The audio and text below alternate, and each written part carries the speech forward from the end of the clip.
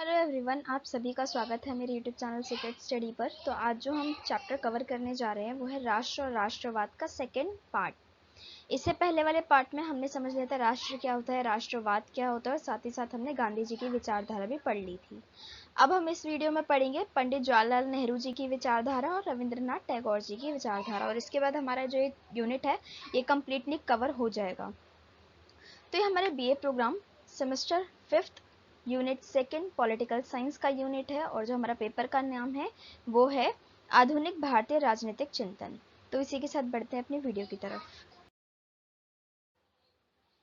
तो सबसे पहले हम देख लेते हैं पंडित जवाहरलाल नेहरू के विचार जो थे राष्ट्रवाद पर उनको। तो जो नेताजी थे एक सच्चे राष्ट्रवादी थे, परंतु कुछ विचार के द्वारा नेहरू जी का जो राष्ट्रवाद था ना, उस पर आरोप लगाया गया कि जो नेहरू जी का राष्ट्रवाद है वो असल में अंतरराष्ट्रवाद है, ना कि राष्ट्रवाद। तो आप खुद समझ सकते हैं कि एक राष्ट्रवाद और एक अंतरराष्ट्रवाद में बहुत ज़मीन और आसमान का फ़र्क है। यानी कि एक ऐसी थिंकिंग जो अपने राष्ट्र के लिए हो, और अंतरराष्ट्रवाद का मतलब होता है एक ऐसी थिंकिंग जो पूरे के पूरे इंटरनेशनल लेवल पर हो। तो दोनों में बहुत ज़्यादा डिफरेंस है। तो नेहरू जी का जो राष्ट्रवाद था उसके ऊपर आरोप लगाया गया था कि जो नेहरू जी का राष्ट्रवाद है वो असल में अंतरराष्ट्रवाद है।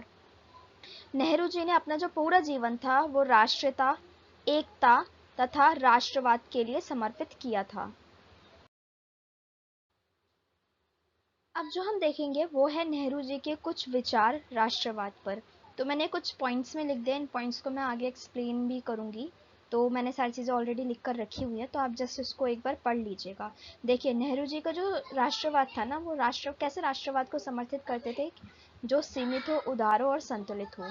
सेकेंड पॉइंट है विविधता में एकता।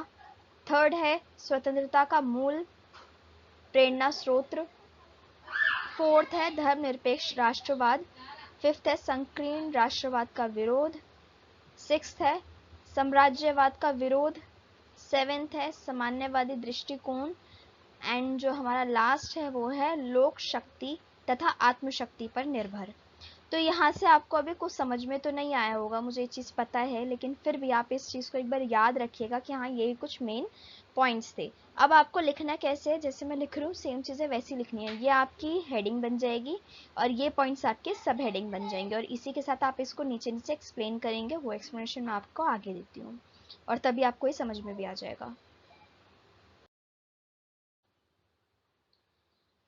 तो अभी जो हमने देखा ना कि जो नेहरू जी के विचार थे राष्ट्रवाद पर वो किस तरीके थे, वो हमने अभी से प्रीवियस वाली स्लाइड्स में पढ़ा। अब उसी को हम थोड़ा सा एक्सप्लेन करके यहाँ पे समझेंगे। पहला पॉइंट था सीमित, उदार तथा संतुलित राष्ट्रवाद। तो इसका क्या मतलब हुआ? देखिए, नेहरू जी के ऊपर ना ये भी आरोप लगाया जाता था कि जो नेहरू जी है ना वो जो वेस्टर्न कल्चर है ना उससे बहुत ज़्यादा प्रभावित हो गए हैं। लेकिन ऐसा नहीं था। नेहरू जी ने वेस्टर्न कल्चर की अच्छी अच्छी चीज़ों को अपनाया था, लेकिन जो बुरी चीज़ें थी उनकी निंदा भी करी थी। तो पश्चिमी संस्कृति का जो प्रभाव था वो कहीं ना कहीं नेहरू जी पे हमें देखने को मिलता था। उदार राष्ट्रवाद को अपनाने को कहा गया और उग्र राष्ट्रवाद की निंदा करी। अब देखिए, उदार राष्ट्रवाद और उग्र राष्ट्रवाद, नाम से ही आप समझ गए। उदार राष्ट्रवाद एक ऐसा राष्ट्रवाद जिसमें जो देश प्रेमी है ना वो चेंजेस के लिए, मतलब चेंजेस को वो एक्सेप्ट कर सकता है। अगर उसको लगता है कि हमारे देश के लिए कुछ चेंज करना ज़रूरी है तो वो हाँ एक्सेप्ट करेगा कि हाँ हमें चेंजेस लाने चाहिए। बट वो सिर्फ चेंजेस किस लिए होंगे? ताकि देश को विकसित किया जा सके, देश में और ज़्यादा फैसिलिटीज़ प्रोवाइड कराई जा सके। लेकिन उग्र राष्ट्रवाद क्या होता है? उग्र राष्ट्रवाद एक ऐसा राष्ट्रवाद होता है जिसमें जो देश प्रेमी होता है वो ये चाहता है कि हमारा जो देश है ना नंबर 1 पे हो, चाहे उसके लिए हमें दूसरे देश को तहस नहस करना पड़े, हम वो कर देंगे, लेकिन हमारा देश नंबर 1 पे होना चाहिए। तो वो कैसा हो गया? उग्र राष्ट्रवाद, जिसमें हम ये बोल रहे हैं कि हम उग्रता को अपनाएंगे, ठीक है, हम मार तोड़ करेंगे, दूसरे जो राज्य हैं, सॉरी, जो दूसरे देश हैं उनकी निंदा करेंगे। उस चीज़ को बोलते हैं हम उग्र राष्ट्रवाद। तो नेहरू जी ने ये चीज़ स्पष्ट बताई है कि हमें उदार राष्ट्रवाद को अपनाना चाहिए, ना कि उग्र राष्ट्रवाद को। और इन्होंने ये भी बताया कि अपने देश को आगे बढ़ाने के लिए हमें एफर्ट्स करने चाहिए, बट इसका मतलब ये नहीं है कि हम अन्य जो राष्ट्र हैं उनसे घृणा करना शुरू कर दें। नेहरू जी ने जियो और जीने दो की नीति को अपनाया कि हम तो जी ही रहे हैं, ठीक है, और हमें जीने दो और आप भी जियो ना। हम अपने कुछ हस्तक्षेप करेंगे ना आप हमसे करो, ये एक इंटरनेशनल वाला थॉट आ जाता है यहाँ पे।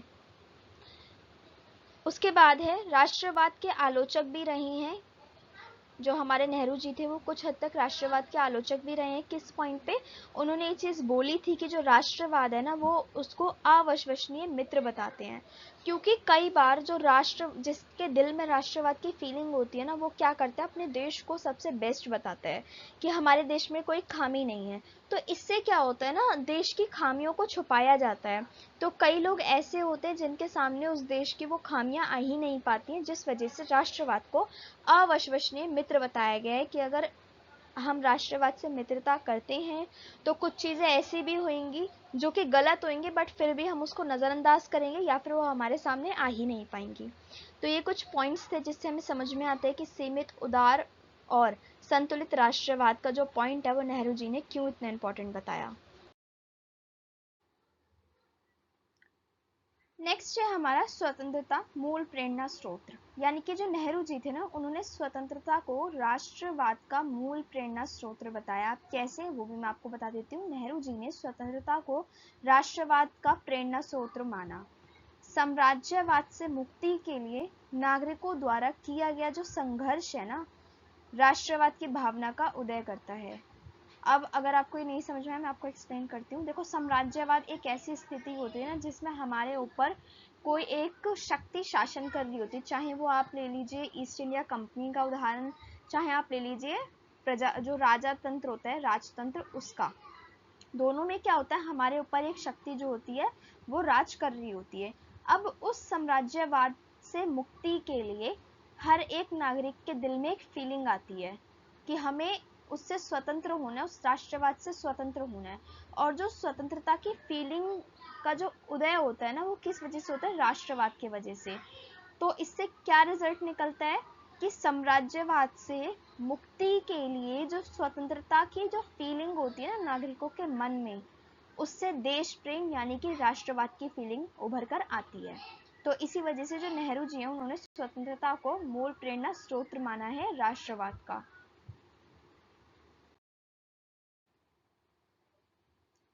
नेक्स्ट पॉइंट है हमारा विविधता में एकता।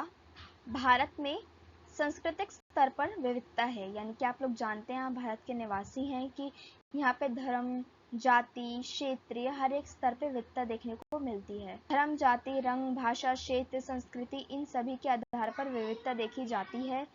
इस सब के पश्चात भी जो भारत है वो एकता के सूत्र में बंधा हुआ है। एकता की इस भावना को राष्ट्रवाद कहते हैं। नेक्स्ट पॉइंट है हमारा धर्मनिरपेक्ष राष्ट्रवाद का समर्थन। नेहरू जी धर्मनिरपेक्ष राष्ट्रवाद का समर्थन करते हैं। अब देखो, धर्मनिरपेक्ष शब्द को आप ऑलरेडी जानते होंगे कि धर्मनिरपेक्ष का क्या मतलब होता है, फिर भी मैं आपको एक्सप्लेन कर देती हूँ। धर्मनिरपेक्ष का मतलब ये होता है कि धर्म को साइड रख के जब कोई फैसला लिया जाए या कोई संस्था चलाई जाए या कोई प्रशासन चलाया जाए, तो राष्ट्रवाद जो होता है धर्मनिरपेक्ष के आधार पर, वो एक ऐसा राष्ट्रवाद होता है जिसमें प्रत्येक मनुष्य के दिल में देश के लिए प्रेम हो, जो कि धर्म से ऊपर होना चाहिए। उसको बोलते हैं धर्मनिरपेक्ष राष्ट्रवाद।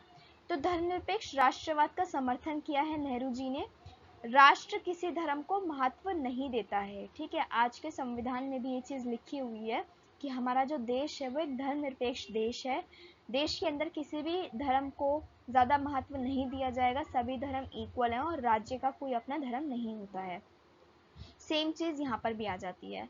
राष्ट्र में विकास का समान अवसर होगा, यानी कि ये नहीं देखा जाएगा कि कौन किस धर्म से, किस जाति से, किस लिंग से या किस रंग से बिलोंग करता है। सभी पर्सन के लिए इक्वल ऑफर्स होंगे विकास के लिए, ठीक है। किसी विशेष धर्म का कोई संरक्षण नहीं होगा, यानी कि ऐसा नहीं होगा कि मेजॉरिटी जिस रिलीजन की है उस रिलीजन के बेस पर हम किसी को संरक्षण प्रोवाइड करें, ऐसा कुछ नहीं होगा, सभी समान होंगे। तो यही होता है धर्मनिरपेक्ष राष्ट्रवाद भी। अब देखिए नेक्स्ट पॉइंट है हमारा संकीर्ण राष्ट्रवाद का विरोध। संकीर्ण राष्ट्रवाद कैसा राष्ट्रवाद है? संकीर्ण का मतलब होता है नैरो, यानी कि एक ऐसा राष्ट्रवाद जिसमें हम ये ना सोचे कि इसका जो परिणाम होगा वो फ्यूचर में कैसा होगा। हम सिर्फ ये देखें कि हाँ अभी जो हो रहा है ना, अगर हम इसमें ऐसा चेंजेस कर देंगे तो अभी के लिए बेटर हो जाएगा। हमें सिर्फ आज नहीं देखना राष्ट्रवाद में, जब हम आते संकीर्ण राष्ट्रवाद में तो हमें सिर्फ आज नहीं देखना, हमें आने वाला टाइम भी देखना है। संकीर्ण राष्ट्रवाद एक ऐसा राष्ट्रवाद होता है जिसमें जो राज्य हो या कोई प्रशासन हो वो सिर्फ ये सोचता है कि हमारा आज कैसा है, वो फ्यूचर के बारे में नहीं सोचता, उसको संकीर्ण राष्ट्रवाद कहते हैं। संकीर्ण राष्ट्रवाद को खतरा बताया गया है, ठीक है, नेहरू जी ने इसको खतरा बताया। संकीर्ण राष्ट्रवाद जनता में जोश तो भर देता है, ठीक है, कुछ टाइम के लिए जोश भर देगा, बहुत कुछ होगा देश के अंदर, परंतु यह तात्कालिक सुख की प्राप्ति है, यानी कि इसके जो परिणाम होंगे, जो इसके आउटकम्स होंगे ना, वो सिर्फ और सिर्फ तात्कालिक सुख देंगे। ये सिर्फ प्रेजेंट के लिए बेटर होगा, ना कि फ्यूचर के लिए। भविष्य में जो इसके प्रभाव होंगे वो नकारात्मक हो सकते हैं। इसी को बोलते हैं संकीर्ण राष्ट्रवाद, जिसका विरोध नेहरू जी ने किया था। इसके बाद है हमारा साम्राज्यवाद का विरोध किया गया। नेहरू जी ने साम्राज्यवाद का खुलेआम विरोध किया था। साम्राज्यवाद की निंदा की थी नेहरू जी ने। साम्राज्यवाद जो था वो आर्थिक शोषण, राजनीतिक अस्थिरता और जाति बंटवारा को प्रोत्साहित करता है और एकता को खंडित करता है। ये थे विचार नेहरू जी के। साम्राज्यवाद का विरोध करने के पीछे जिनको कॉन्सेप्ट था वो ये था। नेहरू जी के अनुसार जो साम्राज्यवाद है ना, वो मानव की स्वतंत्रता तथा कल्याण में अधीन होना चाहिए, जिससे अन्य उत्पीड़न शोषण ना हो। यानी कि साम्राज्यवाद ना एक ऐसा होना चाहिए जिसमें मानवता की वैल्यू हो, यानी कि कभी भी ऐसा ना हो साम्राज्यवाद में कि किसी की सनकीपन की वजह से या फिर कुछ ऐसे पॉइंट्स हो जिसकी वजह से, चाहे लिंग हो, जाति हो, धर्म के ऊपर कोई उत्पीड़न ना किया जाए। इन सभी से ऊपर ना मानवता को रखा जाए, तो वो साम्राज्यवाद ठीक है। बट उसके अलावा अगर साम्राज्यवाद के अंदर आर्थिक शोषण हो रहा है, ठीक है, राजनीतिक अस्थिरता फैल रही है ना, तो वो साम्राज्यवाद का खुलेआम विरोध करते हैं नेहरू जी। इसके बाद जो हमारा पॉइंट है वो है लोकसभा तथा आत्मशक्ति पर, सॉरी लोक शक्ति होगी यहाँ पे, लोकसभा नहीं होगा, ठीक है, लोक शक्ति। लोक शक्ति तथा आत्मशक्ति पर आधारित राष्ट्र, लोगों का महत्व, यानी कि लोक शक्ति जो होती है, लोगों में जो समूह बनता है उस समूह की शक्ति, ठीक है, हर एक पर्सन की अपनी एक खुद की शक्ति होती है जिसको आत्मशक्ति बोलते हैं। उन सभी पे आधारित है हमारा राष्ट्र। अगर हम देखें तो अगर हम, मेरे मन में अगर राष्ट्रवाद है ना, तो मैं इतनी कैपेबल हो सकती हूँ कि हाँ मैं बाकी लोगों के मन में भी राष्ट्रवाद जगा सकूं। लोगों का महत्व देखो, राष्ट्रवाद अगर है तो वहां पे लोगों का महत्व तो होगा। लोग नहीं होंगे तो राष्ट्रवाद किसके मन में जगाओगे? भारत को एक करने के लिए लोगों का महत्व, अगर भारत को एकता के सूत्र में बांधना है तो वहां पे लोग बहुत ज्यादा इंपॉर्टेंट होंगे। भारत शांति प्रिय तथा प्रगति वाला देश बनना चाहिए। लोग ही हैं जो कि भारत को शांति प्रिय और प्रगति वाला देश बना सकते हैं। हमारे मन में इतनी शक्ति होनी चाहिए, हमारे जो विचार हैं वो इतने दृढ़ होने चाहिए कि हाँ हमें करना ही है, हमें गिव अप नहीं करना। तभी हम अपने देश को जो हमारी लोक शक्ति और आत्मशक्ति ना उसके आधार पर विकसित बना सकते हैं, शांति प्रिय बना सकते हैं। तो ये सारी जो चीजें थी ये हमने नेहरू के विचार के रिगार्डिंग पढ़ लिया, जो कि थी राष्ट्रवाद के ऊपर। अब जो हम देखेंगे वो देखेंगे रविंद्रनाथ टैगोर के विचार राष्ट्रवाद पर। अभी तक हमने नेहरू जी के विचार पढ़ लिए हैं। आई होप आपको समझ में आ गया होगा। कोई भी डाउट होता है, कोई छोटा सा डाउट हो, बड़ा डाउट हो, आप मुझे कमेंट बॉक्स में बता देना, मैं आपके वो डाउट क्लियर करूंगी। नेक्स्ट है जो हमारा वो है रविंद्रनाथ टैगोर के विचार। तो रविंद्रनाथ टैगोर आधुनिक भारतीय विचारक होने के साथ साथ कलाकार और साहित्यकार के रूप में भी लोकप्रिय हैं, ठीक है। यानी कि जो रविंद्रनाथ टैगोर थे आप उनको जानते ही होंगे, बहुत ज़्यादा फेमस रहे हैं, जैसे कि गांधी जी और नेहरू जी रहे थे। तो ये क्या थे? आधुनिक भारतीय विचारक तो थे, भारत के रिगार्डिंग में चिंतन तो करते थे, उसी के साथ साथ ये एक कलाकार भी थे, ठीक है, उसी के साथ साथ ये एक साहित्यकार भी थे। परंतु अपनी अनुपम कृतियों के माध्यम से टैगोर ने मानव मूल्य के बारे में विचार व्यक्त किया। वह राजनीतिक और शैक्षिक चिंतन की दृष्टि से भी महत्वपूर्ण रहे। यानी कि जो टैगोर जी थे ना, वो सिर्फ और सिर्फ ये नहीं कि वो राजनीति में ही एक्सपर्ट थे, वो हिस्ट्री में भी एक्सपर्ट थे, ठीक है, वो साहित्य में भी एक्सपर्ट थे, वो कलाकार भी थे। उसी के साथ साथ उन्होंने और भी फील्ड्स में अपना योगदान दिया है। वो शिक्षा, अगर आप शिक्षा पे उनके विचार पढ़ोगे वो भी बहुत ज़्यादा अच्छे हैं। राजनीति पर तो मतलब औसम ही विचार हैं इनके। तो हर एक फील्ड में ये बहुत ज़्यादा इम्पॉर्टेंट है। अगर हम कोई भी फील्ड पढ़ते हैं तो उसमें रविंद्रनाथ टैगोर के बारे में कहीं ना कहीं आपको जिक्र देखने को मिल जाएगा। इसी संदर्भ में जो टैगोर जी थे उनकी राजनीतिक दृष्टि तथा देश प्रेम दृष्टि महत्वपूर्ण रही है, जिसको समझने के लिए हमें आज के समय में जो है वो किसको पढ़ना होगा, राष्ट्रवाद को पढ़ना होगा। और आज के समय में उनकी देश प्रेम को पढ़ना जो है वो काफ़ी ज़्यादा प्रासंगिक रहता है। तो अब हम देखते हैं रविंद्रनाथ टैगोर जी जो थे उनके राष्ट्रवाद पे किस तरीके के विचार थे। रविंद्रनाथ टैगोर मानवीय प्रकृति और सामाजिक सभ्यता के मूल्य पर हमेशा जोर दिया करते थे और आधुनिकता को बुद्धि की स्वतंत्रता से जोड़ते थे। यानी कि जो रविंद्रनाथ टैगोर थे ना, उनके थोड़े से जो पॉइंट्स थे वो बहुत डिफरेंट थे कंपेरेटिवली नेहरू जी और गांधी जी। ये रविंद्रनाथ टैगोर जी क्या बोलते थे कि जो मानवता है ना वो सबसे ऊपर होनी चाहिए, सर्वोपरि होनी चाहिए। और सामाजिक सभ्यता यानी कि एक ऐसा समाज होना चाहिए जो कि सभ्य हो, तभी हम देश से प्रेम कर पाएंगे। और इन्होंने आधुनिकता को भी किससे जोड़ा है, बुद्धि से जोड़ा है कि एक बुद्धिमान व्यक्ति ही आधुनिकता का सही तरीके से प्रयोग कर सकता है और उसको समझ सकता है। अगर कोई पर्सन इतना बुद्धिमान है ही नहीं कि वो किसी चीज़ को समझ सके, तो उसके लिए आधुनिकता होना और ना होना एक बराबर है। तो इन सब चीज़ों से ऊपर वो किस चीज़ को रखते थे, मानवता को रखते थे। यहाँ तक कि रविंद्रनाथ टैगोर जी ने जो राष्ट्रवाद की विचारधारा है उसका पूर्ण जोर तरीके से विरोध भी किया था। हालांकि जो महात्मा गांधी और रविंद्रनाथ टैगोर थे वो काफ़ी अच्छे दोस्त थे, बहुत सारे पॉइंट्स में वो एक दूसरे का समर्थन करते थे। यहाँ तक कि जो रविंद्रनाथ टैगोर थे उन्होंने महात्मा गांधी जी को महात्मा की उपाधि दी थी। यानी कि जो गांधी जी के नाम के आगे महात्मा हम जोड़ते हैं, ये जो नाम था ये किसने दिया था गांधी जी को, रविंद्रनाथ टैगोर ने। बट उसके बावजूद भी जो राष्ट्रवाद की जो अवधारणा है ना, इस कॉन्सेप्ट के ऊपर महात्मा गांधी और रविंद्रनाथ टैगोर बिल्कुल एक दूसरे से अपोजिट दिखते हैं। टैगोर ने अपनी मातृभूमि के लिए प्रेम के आधार पर ही अपनी देशभक्ति की संकल्पना को व्यक्त किया। इसके बाद हम देख लेते हैं टैगोर ने हमेशा राष्ट्रवाद और देश से ऊपर मानवता के आदर्शों को रखा है। यानी कि रविंद्रनाथ टैगोर जी ये बोलते हैं कि जो देश है, राष्ट्रवाद है, इन सबसे ऊपर हमें उठ के ये देखना चाहिए कि हम लोग मानवता दिखा रहे हैं या नहीं दिखा रहे। अगर हम लोग मानवता को अपने अंदर जीवित रखते हैं तो हम एक अच्छे राष्ट्रवादी भी बन सकते हैं और एक अच्छे देश प्रेमी भी बन सकते हैं।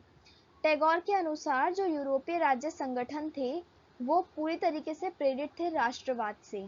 इसी वजह से वो ये चाहते थे कि हमारा जो राज्य है, हमारा जो देश है वो सबसे ऊपर रहे, हमारा जो देश है वो दूसरे देशों को बंदी बनाए। ये ऐसा कुछ सोचना था रविंद्रनाथ टैगोर जी का। जिस व्यक्ति और समाज, जिससे क्या होता था, उस देश का, उस समाज का, उस व्यक्ति का जो क्रिएटिविटी की जो क्षमता होती थी ना वो धूल में मिल जाती थी। क्योंकि उनको यही सिखाया जाता है कि हमारा देश सबसे आगे है, हमारा देश सबसे ऊपर है, हमें सबसे ज़्यादा स्ट्रांग बनना है। तो उनके अंदर जो क्रिएटिविटी होती थी ना वो बिल्कुल ख़त्म हो जाती थी, धूल में मिल जाती थी। इसी तर्क के आधार पर टैगोर जी ने क्या करा है, राष्ट्रवाद का पूरी तरीके से खंडन किया है। एक सच्चे मानवतावाद के नाते टैगोर जी ने ये कहा है कि ऐसे संस्थाओं और संगठनों को मैं सहन नहीं कर सकता हूं जो व्यक्ति की स्वतंत्रता का दमन करती हैं। टैगोर ने कहा कि राष्ट्रवाद एक क्रूर महामारी है जो न केवल वर्तमान समय में मानवीय विश्व को प्रभावित करती है बल्कि इसकी नैतिक ऊर्जा को भी नष्ट कर रही है। तो ये कुछ विचार थे रविंद्रनाथ टैगोर के राष्ट्रवाद पर। तो इसको मैं इन सिंपल वर्ड्स में बता देती हूँ। देखो, राष्ट्रवाद के ऊपर जो रविंद्रनाथ टैगोर थे उन्होंने पूरे तरीके से इसका क्या किया है, विरोध किया है। राष्ट्रवाद को वो इतना ज़्यादा नहीं मानते थे। वो ये बोलते थे कि अगर मानवता सबसे ऊपर है, एक व्यक्ति के मन में मानवता है, देश के नागरिकों के मन में अगर मानवता है ना, तो राष्ट्रवाद, देश प्रेम, सब कुछ उसी के अंतर्गत आ जाता है। तो हमें अलग से राष्ट्रवाद की फीलिंग जगाने की कोई ज़रूरत नहीं है। लेकिन अगर कोई व्यक्ति मानवता को ही नहीं देख रहा है कि हाँ वो मानवता दिखाए दूसरों के लिए, थोड़ा दयालु बने, तो उसके मन में कभी भी राष्ट्रवाद की फीलिंग नहीं आ सकती है। तो ऐसा व्यक्ति अगर राष्ट्रवाद को दिखा रहा है तो वो बिल्कुल ही फेक होगा। यही कुछ था कॉन्सेप्ट टैगोर जी का राष्ट्रवाद के ऊपर। और राष्ट्रवाद को इन्होंने क्रूर महामारी कहा है, जिससे टोटली लॉस ही होना है।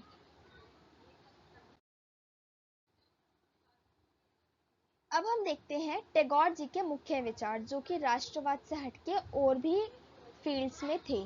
तो स्वतंत्रता के ऊपर जो टैगोर जी हैं उनके जो विचार थे उसको हम देख लेते हैं। रविंद्रनाथ टैगोर राजनीति स्वतंत्रता के साथ साथ व्यक्तिगत स्वतंत्रता को महत्वपूर्ण मानते थे, बल्कि वह व्यक्तिगत स्वतंत्रता के पक्षधर भी थे।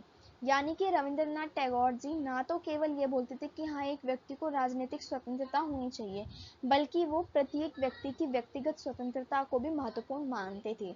और बल्कि जो व्यक्तिगत स्वतंत्रता थी ना, उसके बहुत जोर शोर से इन्होंने उसको समर्थन भी दिया है। रविंद्रनाथ टैगोर व्यक्तियों के प्रति अन्याय और शोषण के सख्त खिलाफ थे। इसी कारणवश जो ब्रिटिश सरकार थी उन्होंने रविंद्रनाथ टैगोर को सर की उपाधि दी थी, यानी कि सर रविंद्रनाथ टैगोर ऐसे करके उनका नाम लिया जाता था। बट जब उन्होंने देखा कि जो ब्रिटिश सरकार है वो कितना ज़्यादा शोषण कर रही है, लोगों की जो स्वतंत्रता है उसको छीन रही है, उनका दमन कर रही है, तो रविंद्रनाथ टैगोर जी ने क्या करा, ब्रिटिश सरकार को जो सर की उपाधि थी वो वापस लौटा दी, यानी कि उसको अस्वीकार कर दिया।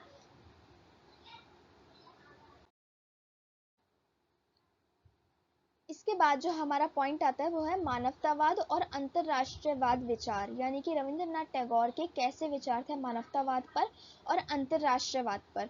तो रविंद्रनाथ टैगोर जी के अनुसार जो अंतरराष्ट्रीयवाद विचार है वो आध्यात्मिक मानवतावाद कहा जा सकता है।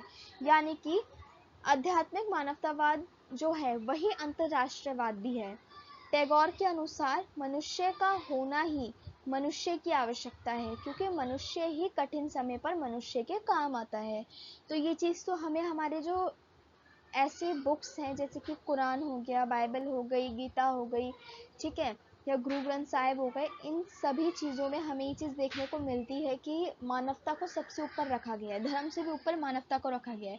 कि अगर कोई व्यक्ति इस धर्म को फॉलो कर रहा है तो वो सबसे ज़्यादा इम्पोर्टेंट है कि वो अपने दिल में दूसरे मनुष्य के लिए थोड़ी सी दया की भावना रखे।